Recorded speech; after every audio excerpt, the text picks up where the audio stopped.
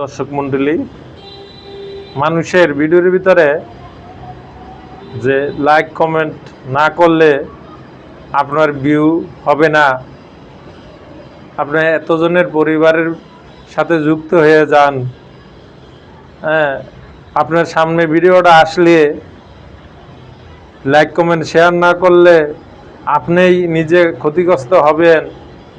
এই দুইটা চারটা কথা সারা ভিডিওর ভিতরে এই দুইটা চারটা কথাই বলে, আর কোনো কথা তাদের মানে পরিবর্তনের কোনো কথা তাদের মুখে শোনা যায় না। কিন্তু আবার দেখা গেছে এরাই ভিউ পায়, বুঝছেন?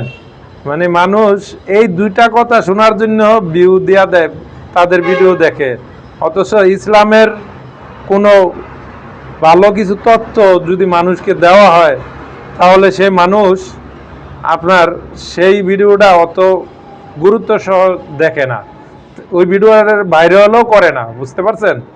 এইলো মানুষের চরিত্র, বুঝতে পারছেন? ভালো জিনিসের সাথে মানুষ নাই, মানুষ আছে কে আপনি কার বদনাম করতে পারে, কে ফানি ভিডিও করতে পারে। ওই যে আগুন, ওই যে এক পাগলায়, কি আলামিন পাগলা নাকি, ওই আলামিন পাগলা কি করে, মানে পেট্রোল দিয়া আগুন ধরায় দেয়।